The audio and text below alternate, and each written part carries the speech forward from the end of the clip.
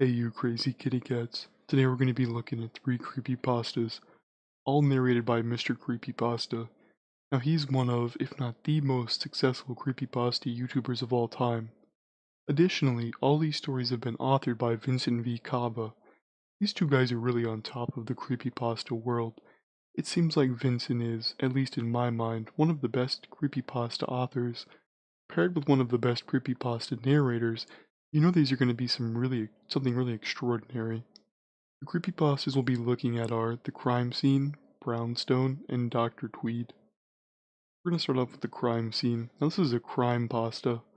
The whole genre of crime pastas really kind of plagues me, because every time I queue up and strap in for one of these creepypastas, there's a 50-50 chance that you're going to get some adjective-filled word salad about how appalling said crime was, or how grotesque the crime scene looked, which in my mind belongs more in a book setting where you really have the space and time to kind of hear all those details and get the backstory on it.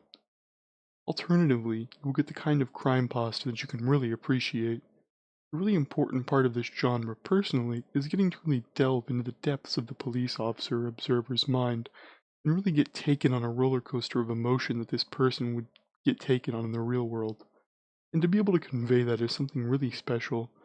Mr. Creepypasta was absolutely remarkable in the role of the narrator, and I believe that he really captured what Vincent V. Cava was trying to portray through his writing.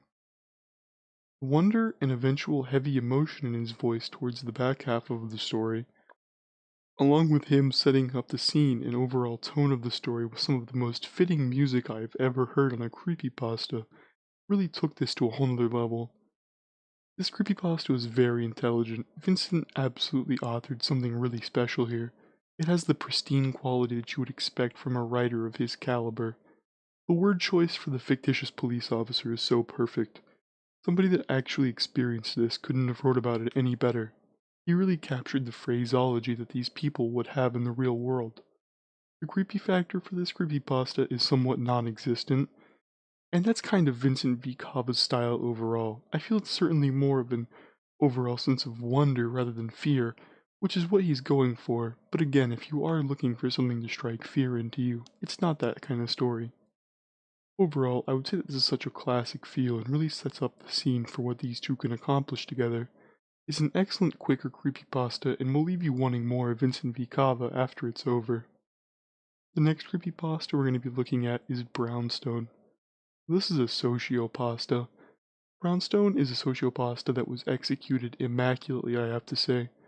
Sociopastas in general seem to have a direct correlation with how good the creepypasta is and how ambiguous it is. Whether or not the main character is crazy, or there is something supernatural happening to the character. And that is so much fun to ponder in your mind as listening to the actual story is. The feeling of the ambiguous reveal at the end. Is the main character crazy, or has he been right all along and some otherworldly presence is toying with him? And this creepypasta is absolutely no exception. When you're going back and forth debating over the sanity of the main character, and it has a semi-ambiguous ending that leaves it to one way but doesn't outright say anything, which for me is an important part of this genre of creepypasta overall. Drawing your own conclusions and discussing why you think your ending is the one that the author intended is such a powerful tool to spark some really interesting conversation. Mr. Creepypasta as the main character really made it feel like he was anxious for the female character and overall perturbed by the whole situation. He really made you feel like he was the character. This pasta was of pretty average intelligence for this genre of creepypasta. Generally sociopastas are intelligent, or at least the good ones are, because you need at least a modest amount of intelligence to keep the ambiguity. These kind of stories hold as the author. But overall, he did a good job on this one, and it was a proper amount of adjective usage, nothing over the top, which makes sense seeing as we're in a position of a highly distressed man. The creepy factor was more of a disturbing factor for me personally, seeing as you were more emotionally attached and worried for the woman, rather than scared for her. However, the wrap-up adds a little sense of creepy factor, seeing as it holds a sense of inexhaustible doom for the main character. Overall, I would say Mr. Creepypasta did an excellent job narrating this story. Vincent V. Cobbin naturally writes good stories, and this was certainly satisfactory. He writes many good things, and I think this is kind of his default. The next creepypasta we're going to be looking at is Dr. Tweed. This is what I'd like to call a story pasta.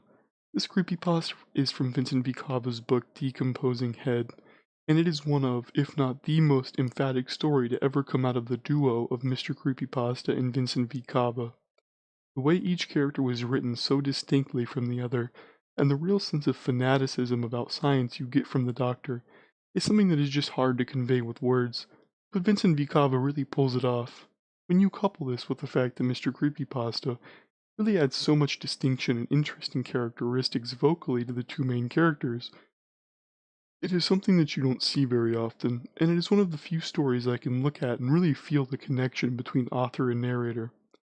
The music that Mr. Creepypasta added really mingled quite nicely with the adventurous and informative feel of the story overall, which I believe is nothing more than icing on an already decorated cake.